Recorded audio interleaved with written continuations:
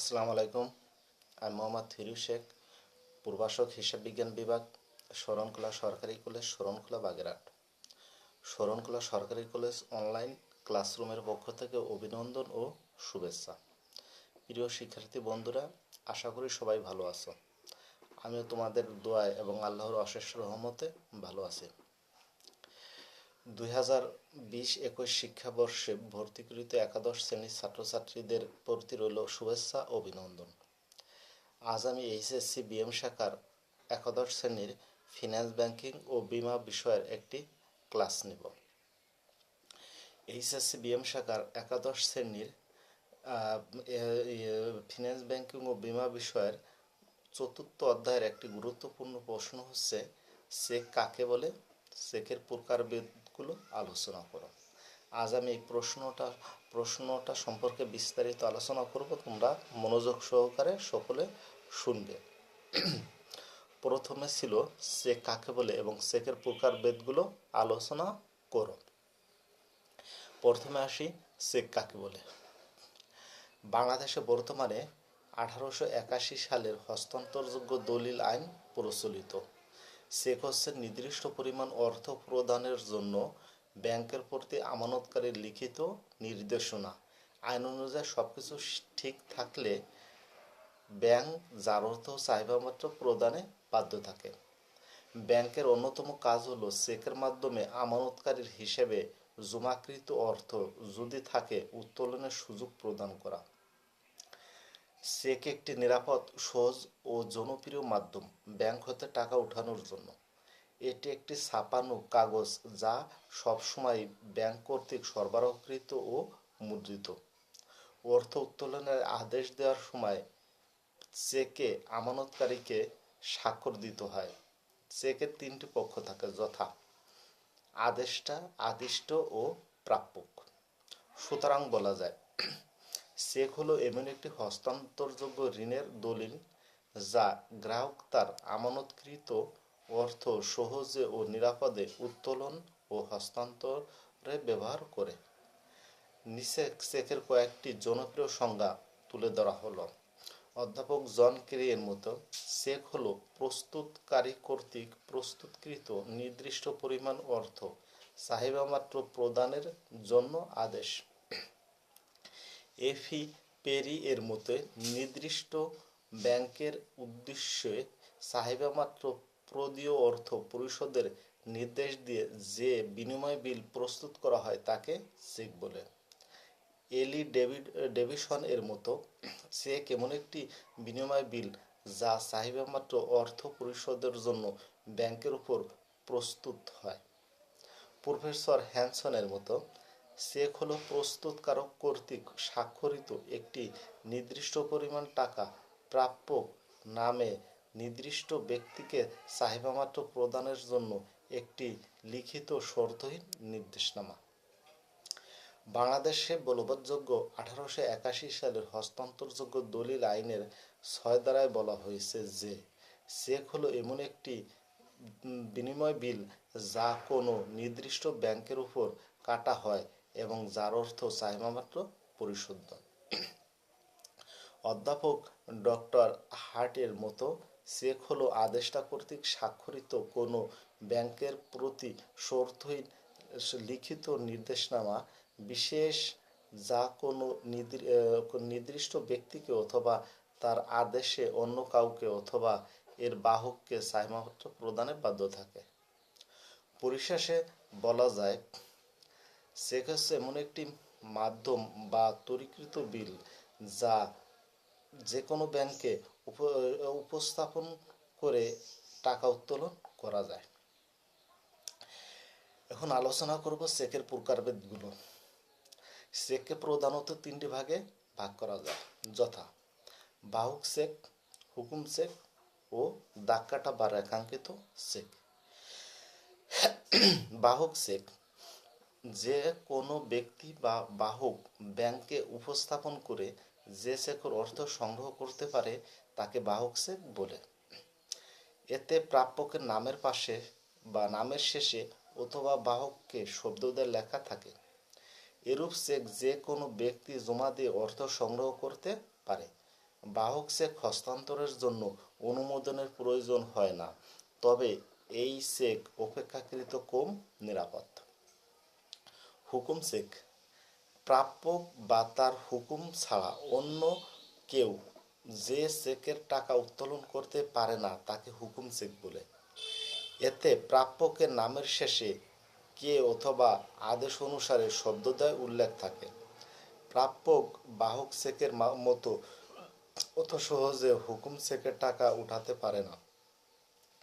চেকে লিখিত ব্যক্তি ছাড়া ব্যাংক অন্য কাউকে অর্থ প্রদান করে না। প্রাপককে শনাক্ত করার জন্য ব্যাংক প্রয়োজনীয় সতর্কতামূলক ব্যবস্থা গ্রহণ করে, ফলে এই চেক অধিক নিরাপদ। বাহক ও হুকুম চেকের আবার দাগ কাটা চেকে পরিণত করা যায়। দাগ কাটা চেক বা রেখাঙ্কিত চেক, যে চেকের বাম কোণে আড়াআড়িভাবে দুটি সমান্তরাল রেখা টানা থাকে তাকে দাগ কাটা চেক বলে। এরূপ দাগের মাঝে কিছু লেখা থাকতে পারে, আবার নাও থাকতে পারে। এই চেকের টাকা সরাসরি ব্যাংক থেকে উঠানো যায় না।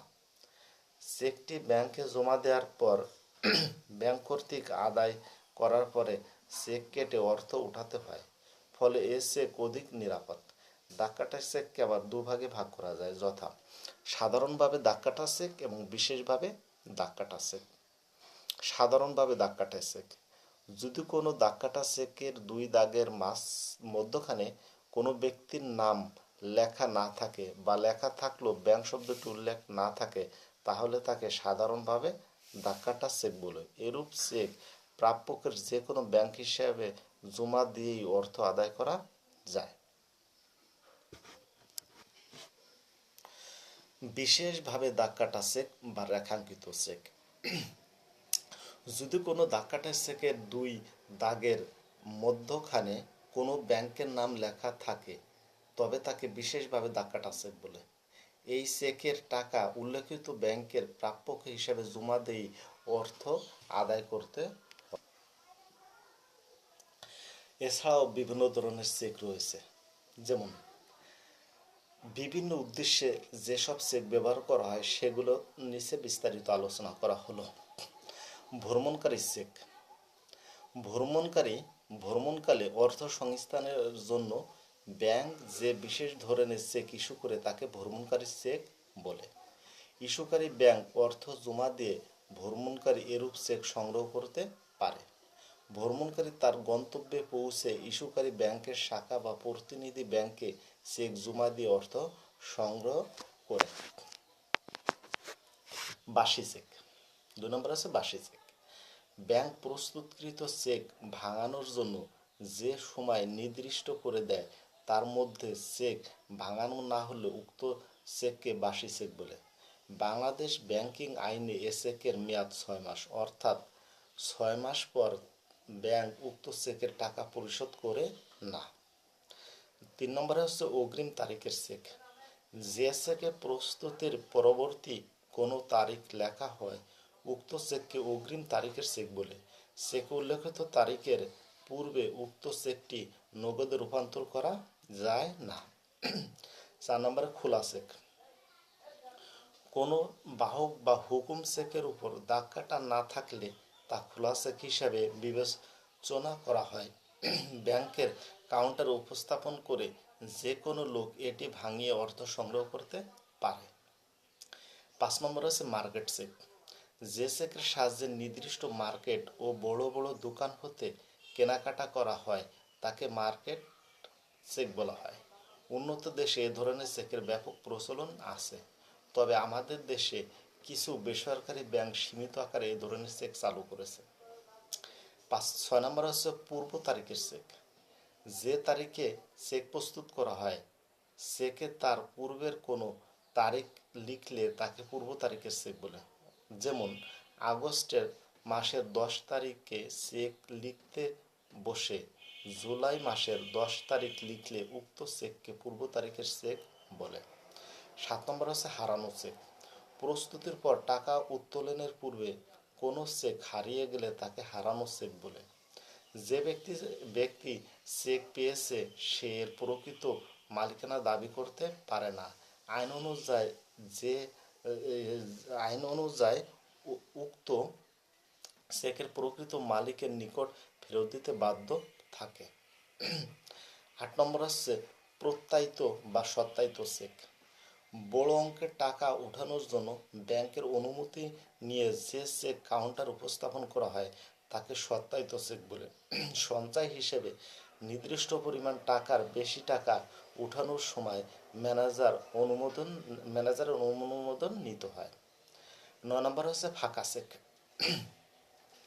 টাকার পরিমাণ উল্লেখ না করে যে চেক ইস্যু করা হয় তাকে ফাঁকা চেক বলে। এটিকে আদেষ্টা স্বাক্ষর দিয়ে থাকে। প্রাপক টাকার অঙ্ক লিখে তা ব্যাংকে উপস্থাপন করে ভাঙিয়ে নিতে পারে। 10 নম্বর হচ্ছে উপহার চেক। যে চেক বিভিন্ন অনুষ্ঠানে উপহার হিসেবে প্রদান করা হয় তাকে উপহার চেক বলে। উপহার চেকে সামান্য সুদও পাওয়া যায়, আবার মাঝে মাঝে অনুষ্ঠিত ড্র হতে আকর্ষণীয় পুরস্কার পাওয়া যায়। 11 নম্বর হচ্ছে বাতিল চেক। যে চেকের সাধারণ আকার ক্ষতিগ্রস্ত হয়েছে অথবা হারানো বা চুরি হয়ে যাওয়ার ফলে প্রাপক ব্যাংকে নোটিশ প্রদান করে তার কার্যকারিতা স্থগিত করেছে তাকে বাতিল চেক বলে। অবশেষে উপসংহারে বলা যায়, সকল শ্রেণীর মানুষের মধ্যে ব্যাংকিং লেনদেনের প্রবণতা বৃদ্ধি পাওয়ায় বিভিন্ন প্রয়োজনে উপরোক্ত বিভিন্ন ধরনের চেকের ব্যবহার লক্ষণীয়। ঠিক আছে, আজ এই পর্যন্ত শেষ। পরবর্তী ক্লাসে তোমাদের সাথে আলোচনা।